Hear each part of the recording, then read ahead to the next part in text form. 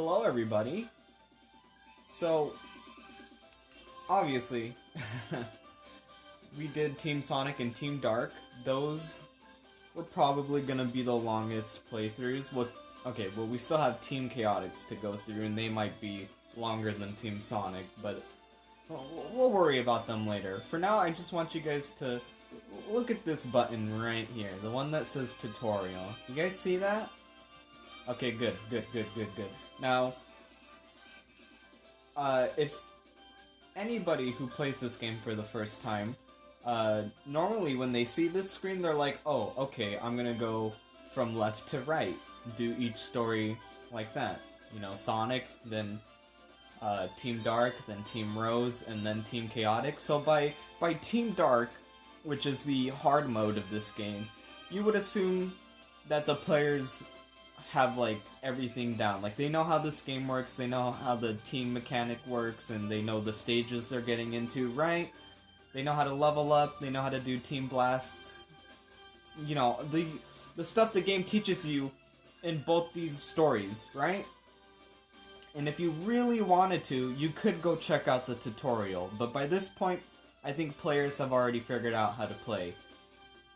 But for some reason, they still force you to do a tutorial when you pick Team Rose, which is, yeah, it's the easy mode, but like, I think they know how to play already.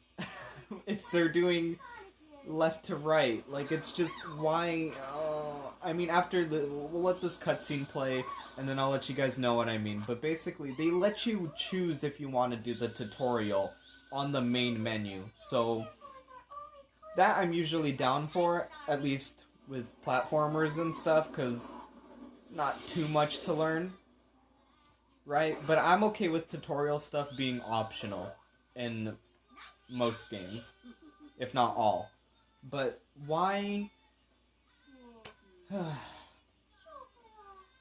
I'll get into it more because we're going to spend a while in the tutorial stage because they actually stop you from progressing so you can listen to it. But the story here is Amy, I guess, misses Sonic, and she's wondering where he went. Cream lost a Chow. Big lost Froggy, so the newspaper that they have for some reason showed Sonic holding both of them, but I think that's actually supposed to be Metal Sonic. I hope the TV isn't terribly loud, but I should be louder. But yeah, so they're basically on a search to find Sonic, so that way Amy can see him, and Cream and Big can get their pets back. But here's the tutorial stage. They force you to do this, and I don't understand why. Like, if they let you pick it from the main menu, why force you to do it when you're most likely going to already know how to play the game if you're doing Team Sonic first? Right? Like, that's the obvious. For first-time players, that's the obvious, like, story to pick first, because it's like Sonic's the main character. He's the first one on the list of the story select screen, right? I don't know. It's like, I get that Team Rose is supposed to be the easy mode. Like, their stages are usually only like 3 minutes long. Enemies are not really tanking in health. Your Team Blast gives you literally every power up. So yeah, they're the easy mode. But they don't have to, like, they didn't have to have us do the tutorial and then stop us so Omuchao can be like, hey, do you know how to do this? Look at that. I mean, I can skip the text by mashing the A button, but that doesn't mean I like to stop in my tracks just to skip through text like that. The only good thing about this stage is that, it has some really good music, like the rest of the soundtrack, like the tutorial stage music. It's good. I really like it. But other than that, oh. Right. I thought that was a hill. Anyway, but other than that, it's just kind of, why make us do this? It's a bit of a waste of time. Like, especially if they let you pick it in the main menu as an option. Nobody's gonna want to do the tutorial stage. I don't know. It's... Oh, okay, that was weird. And speaking of weird, yeah, this is weird. That they force you into the tutorial stage. And the only reason it's taking super long is because, again, they stop you to tell you what to do. Or what some of the, like, signs do, how to break stuff, all that stuff, you know? Like, if it didn't force you to stop and, like, read the text, I mean, you don't gotta read it. Again, you can skip all the dialogue by mashing the A button, but, like, if it didn't force you to stop, we'd probably be done, like, under a minute and 30 seconds at the very least.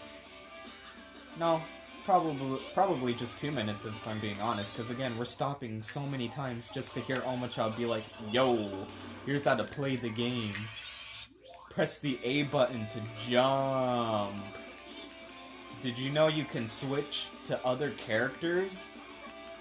You know what buttons you use? Don't look at the top right. The top right doesn't tell you what buttons to use. Let me tell you which buttons to use.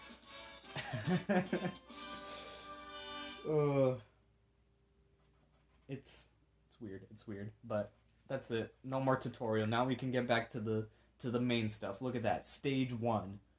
Seaside Hill. Again. But this time it's going to be shorter. Again, all the stages are going to be... With Team Rose, all the stages are like 2 to 3 minutes long. Mostly. It's been a while. But they're really short compared to the rest of the teams, which isn't a bad thing. Sometimes I like the longer length. I've already talked about this, but sometimes I like how some stages... Or I prefer that stages, at least on the later half of levels, at the very least go to 8 minutes, or maybe 7.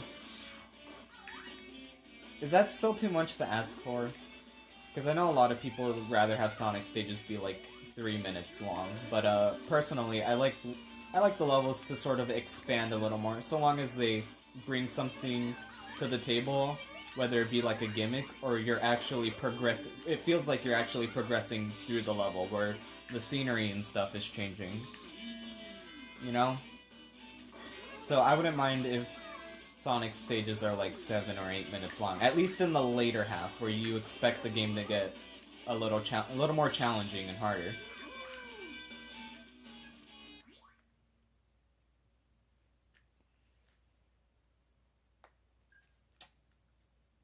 I will see you guys later.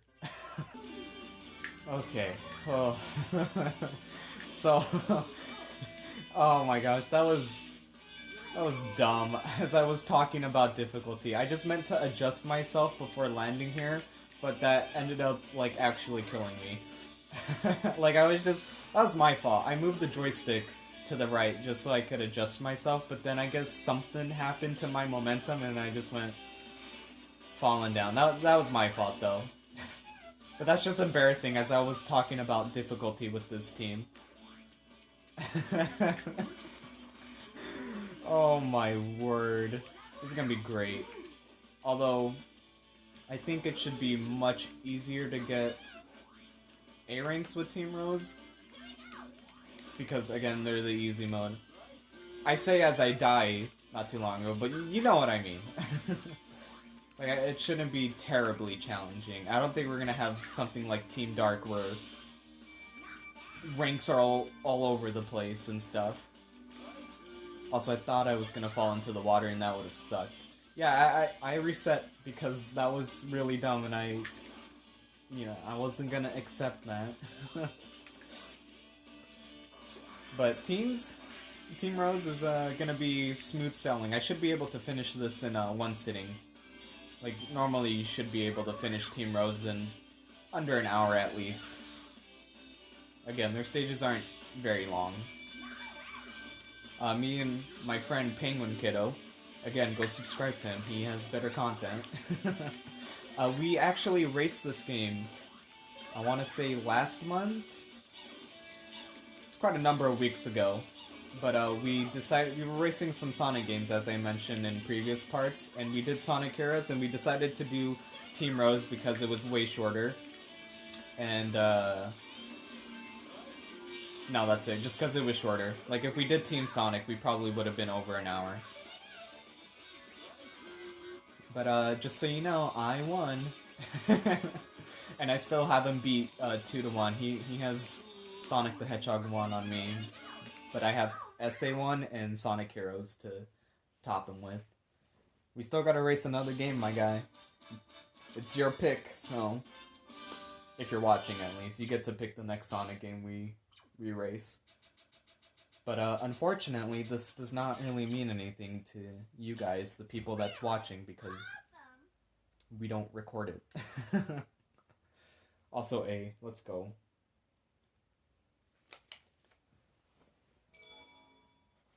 So anyway, I should probably mention, voice crack. I should probably mention that Team Rose has a completely different moveset compared to Team Sonic and Team Dark. I mean, there's a couple changes between the teams, but I want to say Team Rose has the most varied moveset, specifically with Amy and Big, where when Big levels up, he swings his fishing rod around, and it literally becomes a flaming ball of explosion, and he swings it around like 3 or 4 times, and it's honestly a really cool attack, and much safer compared to Knuckles and Omega, because Big stops in his tracks when he attacks, which is so good, because Knuckles and Omega, they just love to slide all over the place when you're attacking, and that can lead to falling off the stage, and that's no bueno. But yeah, Big Vector sort of does the same thing too. He also doesn't slide around when he attacks, but Big has like farther range, I want to say, maybe. I'm remembering Vector's like gumball attack where it turns into explosions as well. The attacks are great. The power characters, when they're at max level, it's insane and I love it. But anyway, Amy has 2 different moves compared to the rest of the speed characters. I could probably show them off here. So Amy, her tornado attack is actually a projectile. It goes forward instead of staying where the characters are doing the tornado, or where you like start the tornado. And then she also has a small hover ability if you hold the A. If you hold the A button. Yeah, if you hold the A button, she will hover for a little bit. It kind of cuts all your momentum, so it has not too many uses, if I'm being honest. I'm probably not going to use it too much, but in previous cases when I played this game, it has helped me in some spots. But, it's just cool to see different teams have a little bit of a different moveset, although Team Rose gets a little bit more different compared to the rest. SBO also has a different move. He has 2 different moves as well. He also can, like, throw a shuriken and turn invisible. But the invisible move isn't really helpful besides, like, also, again, little few occasions here and there. And there's one mission that requires you to be invisible the whole stage, but other than that, the shuriken's cool. But yeah, I like Team Rose's moveset the most, honestly. Just because it's different compared to Sonic and Shadow, It's cool. I like. Especially Big. Just seeing him swing his fishing rod and then, like, the lure is all flaming up.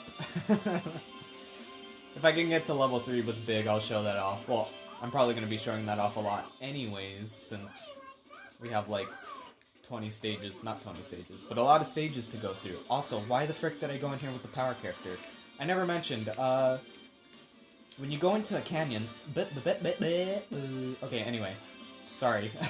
Sometimes when I mess up words, I catch myself and I just make random noises. But, so if you go into a cannon with the speed character, it'll shoot you mostly to the fastest direction. If you go in there with the flight character, it'll shoot you generally higher up into a different area. And then when you go into the cannon with a power character, you actually get to control where you shoot. But in most cases, you don't really need to go in there with the power character, because more often than not, it's not going to let you progress the level. Like, some of the cannons lead you to secrets if you jump in with a power character. but most of the time, you're just kind of wasting your time.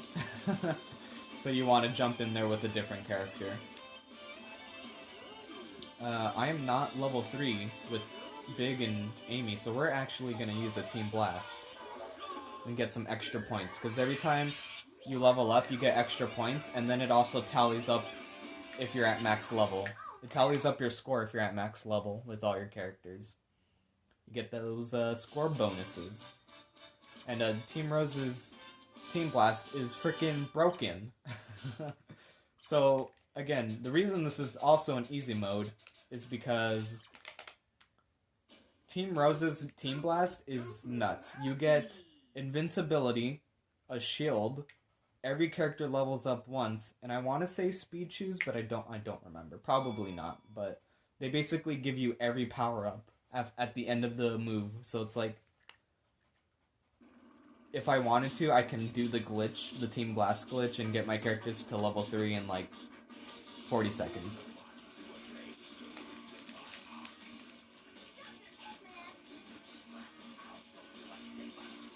Oh,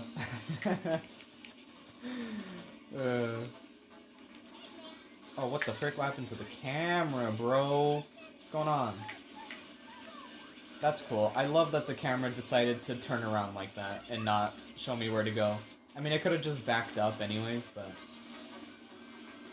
it's fine. I'll still kick this guy's butt, or Eggman's butt, but it's not Eggman, it's actually Metal Sonic, as we've seen from previous cutscenes. And I guess I could, you know what, I could probably just go to Big, right? And then, yeah. Yep, you can do this. It does damage. I don't think this is gonna get me an A rank though. Nope. Don't you dare leave me. Come back here. Hold on. Come back here, Eggman.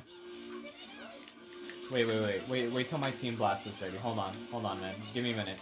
Oh, I think I just missed the A rank. It's past a minute. Bruh, come on! Do the thing! Oh my word, dude. There we go, come here.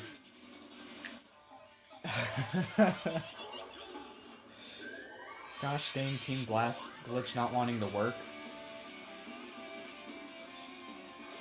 Oh, cool. I like how just running into a crate is like, alright, you broke it.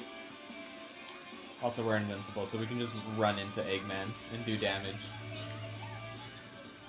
Oh, that's probably why the box broke, because I was invincible.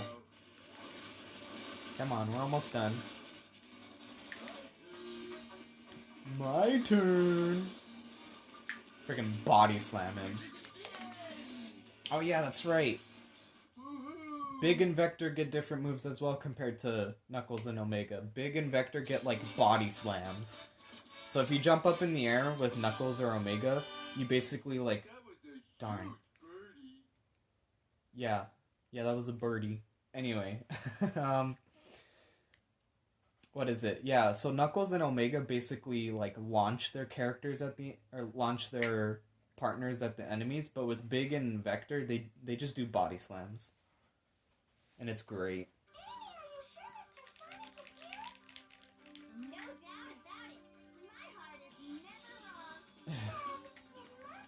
It's kind of weird if Amy can actually sense where Sonic is.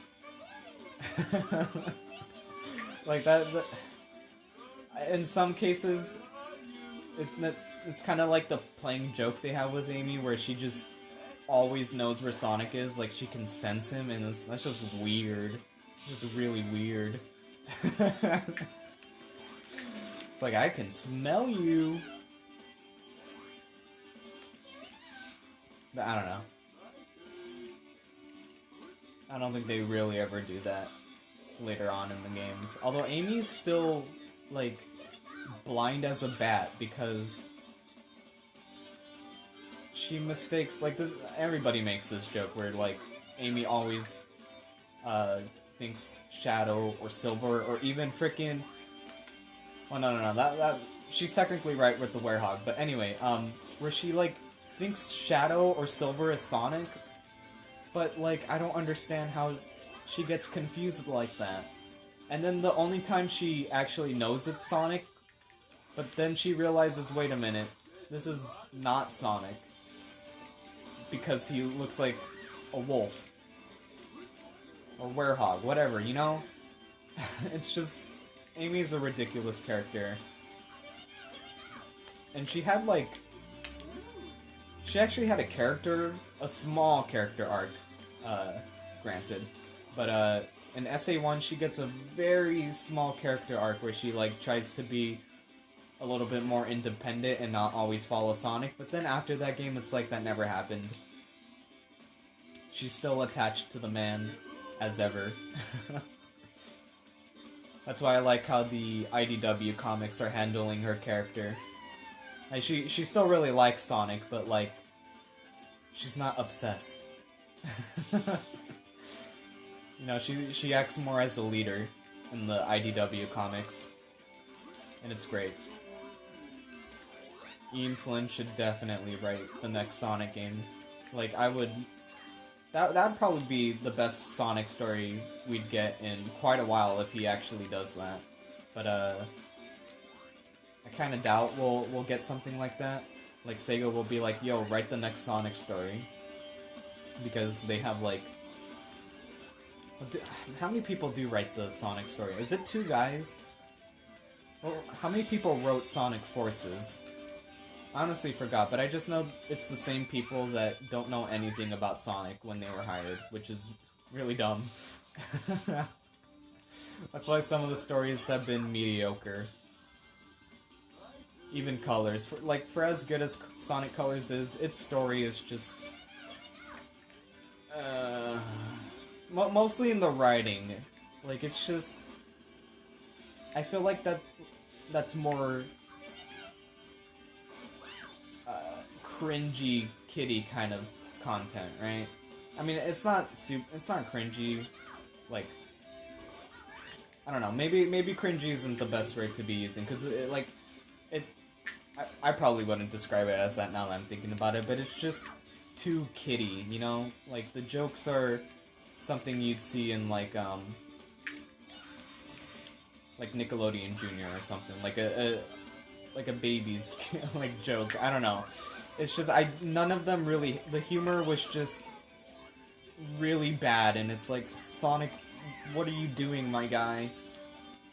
But, like, the plot in general, it had a good concept, it's just the writing was not very good. And then, you know, at least it got better in Generations and Forces, but still... The plots are nothing really to write home about, and that's sad, because Sonic Unleashed had a really good story, and then we downgraded.